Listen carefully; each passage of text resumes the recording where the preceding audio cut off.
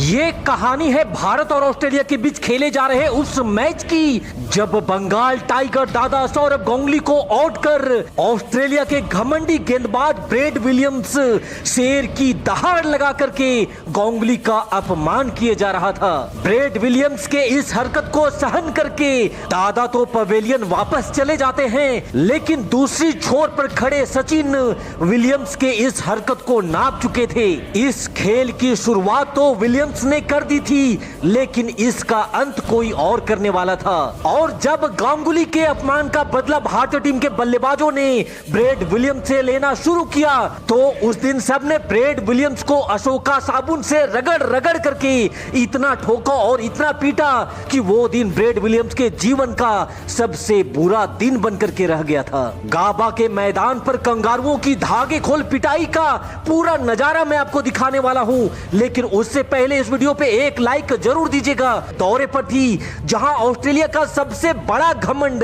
गाबा के मैदान पर यह निर्णायक मुकाबला खेला जा रहा था। इस मैच में टॉस ऑस्ट्रेलिया के पक्ष में गिरता है और भारत को पहले बैटिंग करने की चुनौती देता है। मास्टर ब्लास्टर सचिन तेंदुलकर के साथ सौरभ गांगुली भारतीय पारी की शुरुआत करते हैं, जहां ब्रेड विलियम्स के पहले ही गेंद पर सचिन आउट होने से बाल बाल बचते हैं, लेकिन दादा ने कंगारुओं पर काउंटर अटैक करते हुए अपने हाथ खोलने शुरू कर दिए थे। गांगुली का मकसद साफ था, अगर हमें बड़े लक्ष्य तक पहुंचना है तो रणनीति अटैकिंग रखनी पड़ेगी, और इसी इरादे के साथ दादा ने अपने बाजुओं का दम दिखाते हुए एक जबरदस्त छक्का जड़ अपने मंसूबों को साफ कर दिया था। दादा के इस आक्रामक रूप को देखकर ऑस्ट्रेलियाई कप्तान ने फौरन अपने सबसे बड़े हथियार ब्रेटली को बॉलिंग अटैक पर बुलाया, लेकिन दादा ने ब्रेटली का स्वागत भी गोली की रफ्तार से गेंद को सीमा रेखा के बाहर भेज 4 रनों के साथ किया। लेकिन फिर ब्रेड विलियम्स की तेज बाउंस से बचने के प्रयास में गेंद बल्ले से लगकर हवा में उठ जाती है, और फिर तो आसान कैच लेकर ब्रेड विलियम्स ऐसा पगलाया कि गांगुली के सामने मुंह फाड़ करके शेर की तरह दहाड़ लगाने लगा था। ऐसी हरकत करके ब्रेड विलियम्स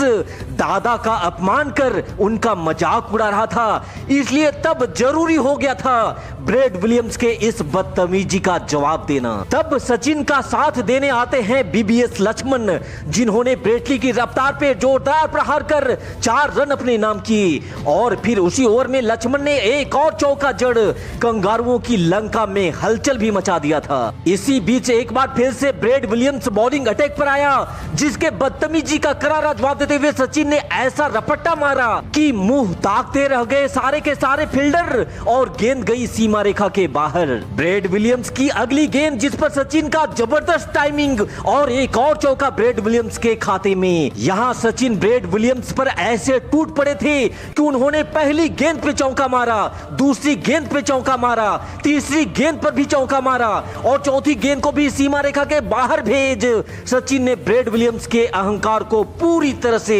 कुचल करके रख दिया था। वहीं दूसरी छोर पर लक्ष्मण, जो आम तौर पर धीमी शुरुआत के साथ खेलते थे, लेकिन आज लक्ष्मण भी कह रहे थे, आज न छोड़ूंगा तुझे, तूने क्या समझा है मुझे। अब तक 10 ओवर का खेल समाप्त हो चुका था और टीम इंडिया ने एक विकेट खोकर 55 रन स्कोर बोर्ड पर लगा भी दिए थे। यहां से आगे सचिन और लक्ष्मण ने ऑस्ट्रेलिया के हर एक गेंदबाज को चुन चुन करके पीटना शुरू कर दिया था, और पिटाई खाने वाले ये कोई ऐरे गहरे गेंदबाज नहीं थे, बल्कि दुनिया के महान गेंदबाजों में इनका नाम शुमार था। Jason Gillespie, Brett Lee, Andrew Symonds, Michael Clarke, Ian Harvey, सब के सब यहाँ धोए जा रहे थे, और सबसे ज्यादा प्यार तो ब्रेड विलियम्स पे बरसाया जा रहा था। यहाँ सचिन और लक्ष्मण दोनों बल्लेबाज अपना अपना अर्धशतक भी पूरा कर चुके थे, और सचिन तो 86 रन बना करके अपने शतक के पास खड़े थे, लेकिन तभी दुर्भाग्य से एंड्रू साइमंस की गेंद पर सचिन कॉट एंड बोल्ड हो जाते हैं, और 147 रन पे यहाँ भारत को दूसरा झटका लग जाता है। लेकिन जाने से पहले इसीलिए सचिन ने भारत के लिए एक मजबूत स्तंभ भी खड़ा कर दिया था, जिसका फायदा यहाँ लक्ष्मण के साथ द्रविड़ उठाने लगे थे। यहाँ एक तरफ जहाँ राहुल द्रविड़ ने 64 बॉल पे 74 रनों की बेहतरीन पारी खेली, वहीं बीबीएस लक्ष्मण ने अपना शतक पूरा करते हुए 103 रन बना डाले, जिसके दम पर भारत ने निर्धारित 50 ओवर में 304 रनों का टारगेट ऑस्ट्रेलिया के सामने रख दिया था। लेकिन सामने ऑस्ट्रेलिया की मजबूत पावर हाउस वाली बैटिंग लाइनअप थी, इसलिए बेशक ये मुकाबला काफी दिलचस्प होने वाला था। यहाँ भारतीय बल्लेबाज तो अपना काम कर चुके थे, लेकिन अब बारी टीम इंडिया के गेंदबाजों की अग्नि परीक्षा की थी, जिसके लिए आशीष नेहरा, इरफान पठान, लक्ष्मीपति बालाजी, अनिल कुंबले और रोहन गवास्कर तैयार थे। कंगारुओं की जवाबी कार्रवाई शुरू होती है, जहां इरफान पठान ने खतरनाक एडम गिलक्रिस्ट को आउट करके भारत को पहली सफलता जल्द ही दिला डाली थी। यहां से कंगारू अपनी पारी को संभालने का प्रयास कर ही रहे थे कि तभी लक्ष्मीपति बालाजी ने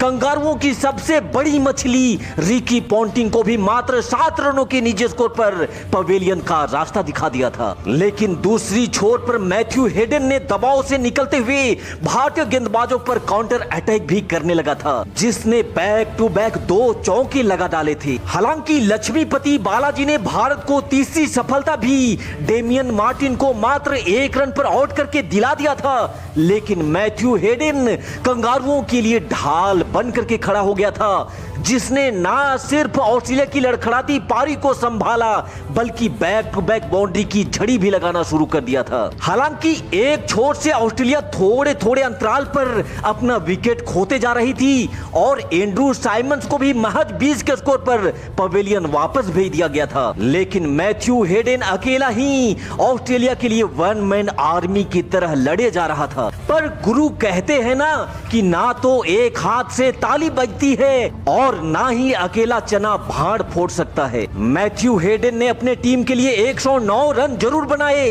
पर अंततः इरफान पठान ने हेडन को आउट करके ऑस्ट्रेलिया की नैया ही डुबा डाली। भारतीय टीम के गेंदबाजों ने घातक गेंदबाजी करते हुए ऑस्ट्रेलिया की पूरी पारी को महज 284 रनों पर ही समेटते हुए कंगारुओं को उनके घर में घुसकर हार के मजे चखा दिए थे। तो ऑस्ट्रेलिया के खिलाफ भारत के इस विजयी फतह